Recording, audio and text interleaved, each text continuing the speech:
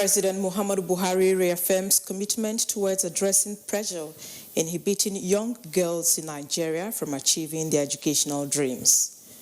Finance ministers and central bank governors of the West African Monetary Union kick against unilateral renaming of CFA franc as ECO in 2020 by the chairman of the Authority of State and Government of the West African Economic and Monetary Union. Good afternoon. This is Panorama, reaching you from the Benin Network Center of the NTA. I am Agatha Egwaroju. You're welcome.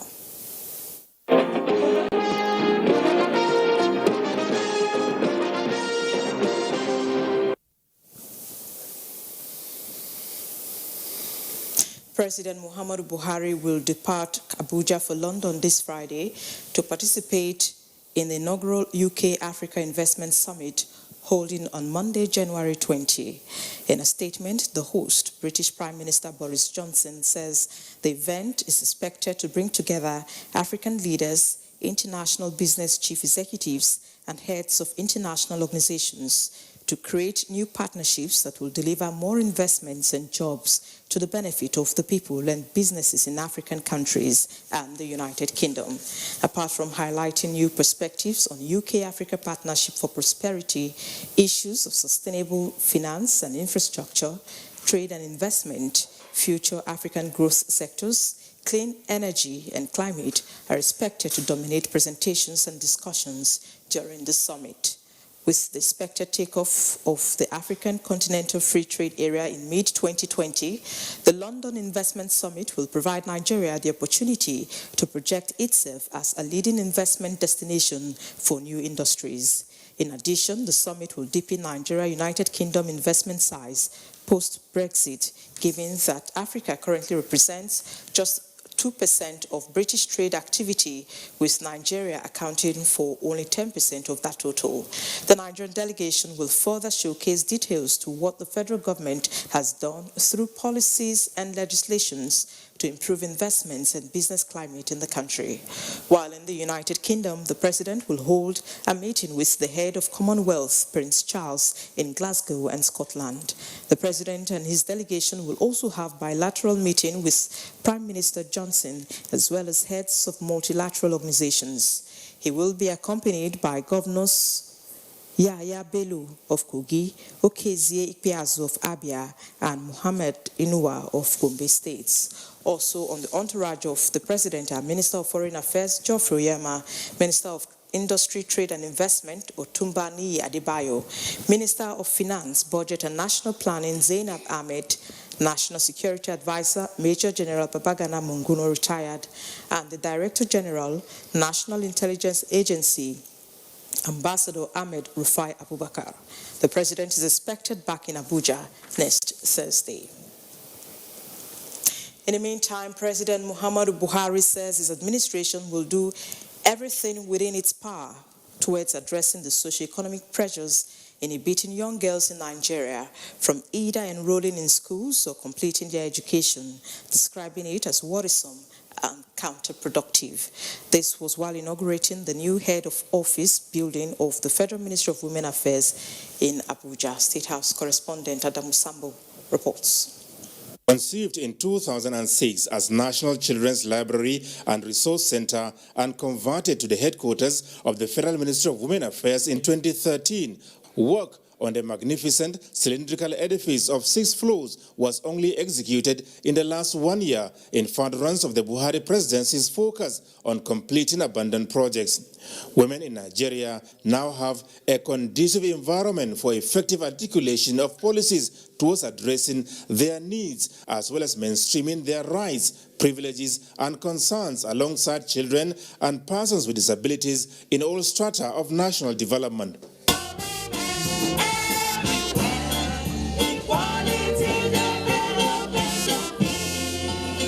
Addressing invited guests comprising women leaders and other interest groups, President Muhammadu Buhari said his administration is committed to sustaining efforts at not only ending child marriage, but also increasing access to quality all-round education, as well as enhancing the retention of the girl child in schools. The high level number of young girls who are out of schools or unable to complete school due to socio-economic pressure is disturbing and must be addressed. It is our collective duty to ensure that mothers of today and tomorrow are educated, encouraged, and empowered. Our quest is to ensure that concerns of women, children, and other vulnerable students are given prominence and ultimately addressed. While commending the Minister of Women Affairs, Pauline Talen, and her predecessors for the good work they have done and continue to do, the President is particularly happy with the Ministry's collaborative efforts at reducing incidents of human trafficking and maternal mortality. I enjoin the Ministry to continue to champion and coordinate all matters relating to the plight of Nigerian women and the most vulnerable students. I assure you of my continued support and determination to see that the ministry deliver on this mandate. There were goodwill messages by UNICEF, ministers, as well as children's representatives. I believe that in commissioning of the new Ministry of Women's Affairs buildings is merely a start of a decade of advancements of human rights, and particularly the rights of women and children. As a child, I am here to advocate for an improved protection, development, and care of all children and youth in Nigeria, to prepare us to be future leaders of our dear country. Minister of Women Affairs, Pauline Talen, had earlier appreciated President Muhammadu Buhari for recognizing the role of women in nation building and supporting the completion of the head office complex of the ministry. Supporting women is supporting the nation. God allowed you to do this because He is taking you to the next level to unfold great things that will change the history of this country. First Lady Aisha Muhammadu Buhari was represented at the epoch-making event by a presidential aide and former Minister of Women Affairs, Dr. Hajo Sani. In Abuja, Adamu Sambu, NTA News.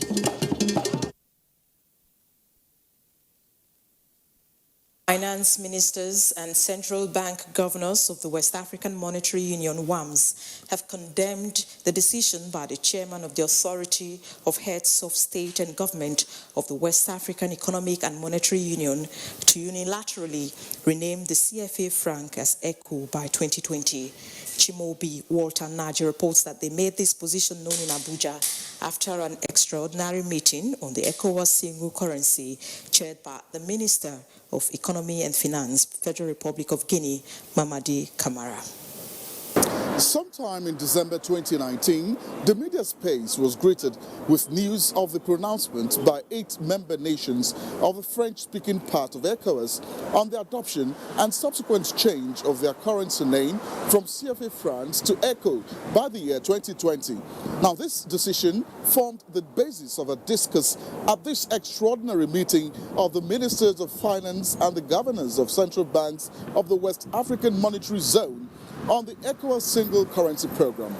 Now, the meeting, among other things, condemned the action, stating that it is not in line with the decisions of the Authority of Heads of State and Government of ECOWAS for the adoption of the ECO as the name of an independent single currency. WAM's Convergence Council reiterates the importance for all ECOWAS member countries to adhere to the decisions of the ECOWAS Authority Heads of States and Government towards the implementation of the revised roadmap of the ECOWAS single currency program. The WAM's Convergence Council, in a communique, recommends that an extraordinary summit of the Authority of Heads of States and Government of the WAM's member states be convened soon to discuss the matter and other related issues. In Abuja, I'm Chimobi Walter Naji, NTA News. In the meantime, President Muhammadu Buhari has sent the name of Dr. Kingsley Obiora to the Senate for confirmation as Deputy Governor of the Central Bank of Nigeria. In a letter to the President of the Senate, Ahmad Ibrahim Lawan, President Buhari said the nomination was in accordance with the provision of Section 8, subsections 1 and 2 of the CBN Establishment Act of 2007. Dr. Obiora, upon confirmation by the Senate, replaces Dr. Joseph Nana, who retires February 2, 2020. Dr. Obiora holds a bachelor's degree in economics and statistics from the University of Benin, a master's in economics from the University of Ibadan, and a doctorate in monetary and international economics, also from the University of Ibadan. He is currently an alternate executive director in the International Monetary Fund, IMF, in Washington, D.C., United States of America.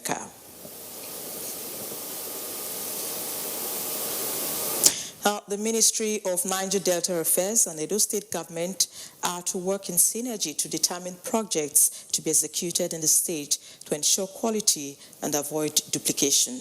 This was the outcome of the visit of the Minister of State for Niger Delta Affairs, Senator Donald Alasha Odura, to Governor Godwin Obaseki. Goodluck Enaini reports. Last year, the Edo State government expressed its displeasure with the way projects are carried out by the NDDC, an interventionist agency under the supervision of the Ministry of Niger Delta Affairs. The state government also alleged that it was not carried along in the scheme of things, which has resulted to poor job execution. The visit of the Minister for Governor Obaseki will provide both the Minister and the state government an opportunity to reason on the same page. We believe that with you coming on board, we can now play catch up. We can, at least for one thing, ensure that NDDC is no longer used as a political slush fund. We can now begin to commit the bulk of the resources into laying the foundations for the leapfrogging the development of the zone and our region. Senator Donald Alasha Odura, who is in the state to inspect some projects executed by the ministry, disclosed that the federal government has ordered a forensic auditing of the commission's financial dealings with a view to sanitize the system. Almost about 3 trillion naira went to NDDC and there is nothing to show for it. And we, from the records we are looking at now, we are discovering how such monies were siphoned out of the organization for useless purposes.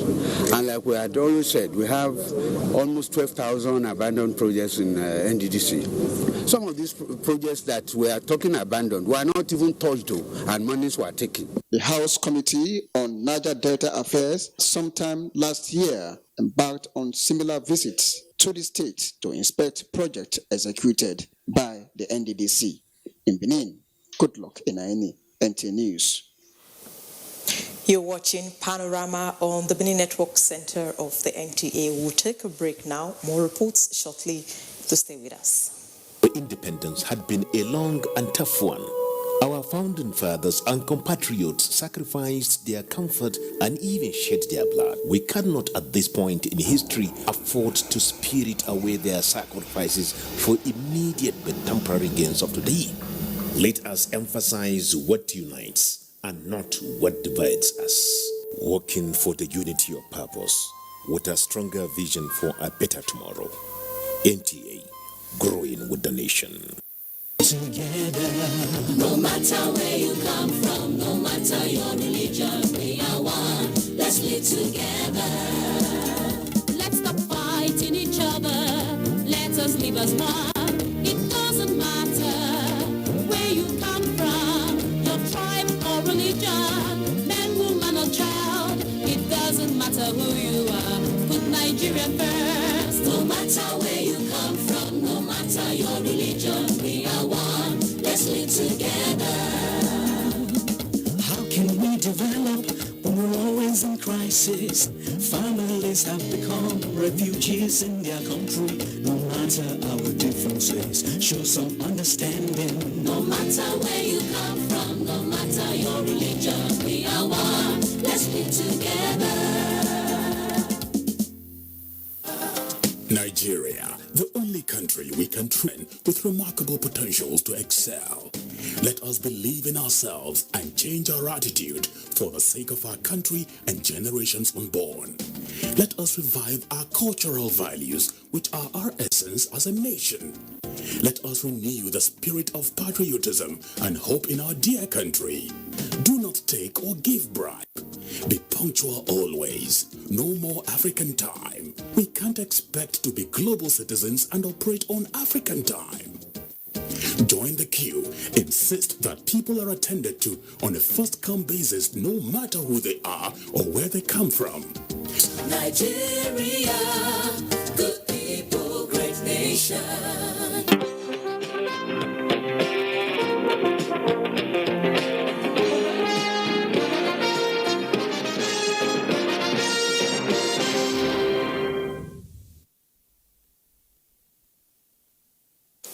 Thank you for staying tuned. Fires are a common occurrence in Nigeria. However, in the dry and harmattan season, they constitute a special risk element. Edo State has recorded several fire outbreaks, some of them in stunning close succession. So our discussion on Panorama today will focus on incessant fire outbreaks, prevention, and what to do when it occurs.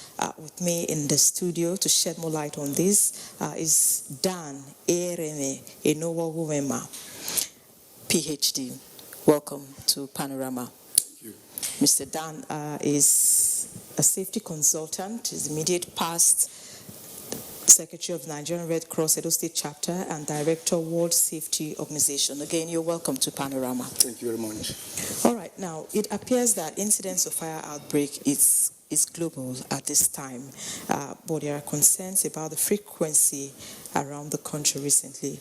We've had, for example, in Benin here, we've had series of it from Ekiosa to all of that. What could be the precipitating factors responsible for this? Well, there are so many factors, and one of them is actually the heat period. All of course, harmattan come with a heat period, and now for me, for you to have fire outbreak, three things must be present: the oxygen, the heat, and the substance. Okay. Oxygen, heat, and substance. That's what we call it, the fire triangle. So these three things must be present. But recently, I feel that the fire outbreak is mainly as a result of negligence on the part of the people. For example, in the marketplaces, you see, people will leave offices. People will leave their offices, their marketplaces, without putting off the appliances. Okay.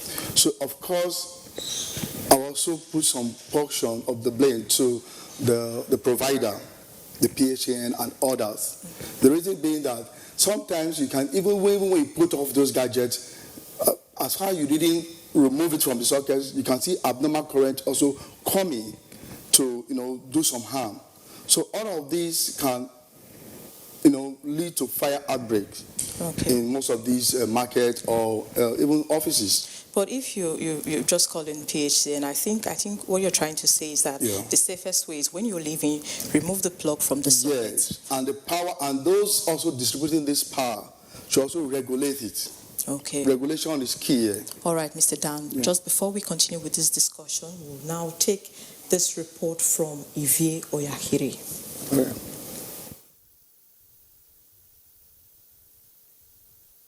Fire has often been described as the greatest servant, but the worst master, difficult to control when it turns into a conflagration, burning and destroying everything in its path. This greatest servant is one of the most dreaded occurrences in a man's life. Regardless, it still comes haunting them one way or the other. Benin City, Edo State capital, has had its own share of fire outbreaks. It became very significant in the last quarter of 2019. In the quarter, it began with Satana Market, a market housing hundreds of traders. No fewer than 300 shops and goods worth millions of naira was destroyed by the fire. In the same year, Olia Market had one of its famous plazas razed down by fire just after close of work on the 16th of December 2019. While traders were trying to recuperate in Satana and Olia markets, traders at Ekiosa got hit this time. That of Ekiosa became a dual disaster as the state government parastatal, the Edo Development and Property Agency EDPA, sharing same boundary with the market, came under the spreading flames. Many say the fire from Ekiosa extended to the state government parastatal. 2020 began with another fire outbreak. Urokuta, housing a state government car park and office complex of the Edo State Public Work Volunteers, started the year with its outbreak. Workers at Urokuta woke up to the news of their office space razed by fire at 3 o'clock in the night. The next day saw a sawmill along Okoro Road in Benin gutted by fire.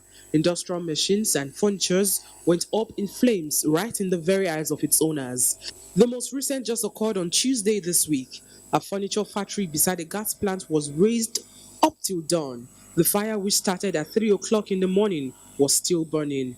One recurring challenge those who try to put an end to the outbreak face is the failure on the part of fire service to report at the scene of the fire in the nick of time. The issue leaves those affected with no other option than to watch their assets go up in flames. No one knows the next victim of this fire epidemic. In Benin, Ivie Oyahire, NTA News. So, Mr. Dan, you can see from that report the devastating effect of fire. What can Nigerians do to prevent fire outbreaks? Yeah, the first thing to do to prevent fire outbreak is for us to all wake up to our responsibility of put off your gadgets when leaving your offices and also the market. If you look at it, and also do not use gadgets that are prone, that could leads to fire. For example, you have naked wires, you are still using it, and you have an appliance and you have naked wires and you are still using it. One day they can just breach, and you are not there. It will, ignite fire. And also, I want people should be aware of the effect of fire. Some persons may not know, but at the end of the day, some persons feel, they may cry out, government will come and compensate them or this and that. But psychologically, even though you are being compensated, psychologically it has a very strong effect on you.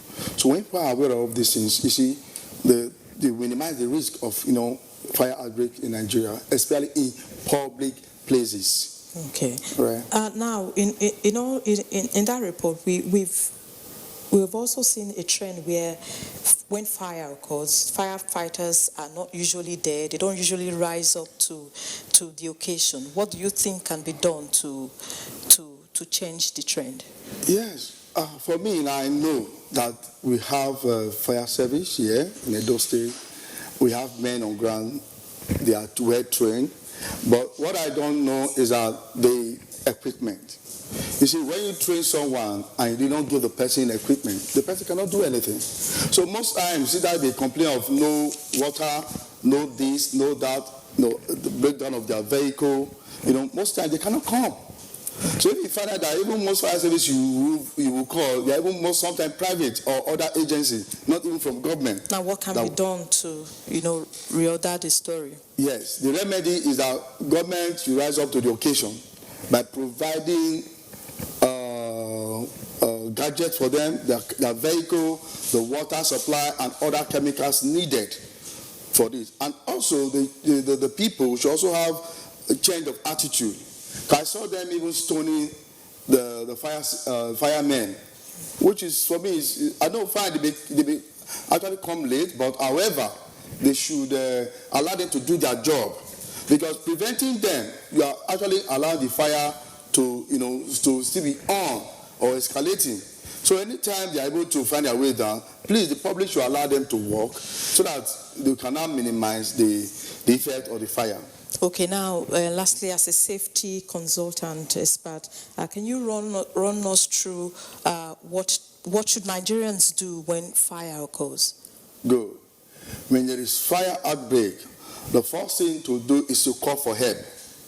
You alone may not be able to put it down. You call for help. There are numbers to call. I don't have them right now. There are numbers to call. There are various agencies. Even you can even call the police. You can call any of the agencies that will now redirect your call to the appropriate quarter. Even me, when I was Red Cross chief, they do, even till today, they still call me. But what I do is to redirect that call, because my number was actually in the public domain. For me to now redirect that call to the appropriate quarter, that's one. Then the second thing is that, like I said, the fire made up of three things. If you can minus one away, the heat, the oxygen, and the substance, any of these three you can minus away, you find that the fire will naturally be put off. All right, Dr. Dan, thank you so much for coming on Panorama. Thank you. On that note, we conclude Panorama from the Benin Network Center of the NTA. We thank you so much for watching. Do have a pleasant day. Good afternoon.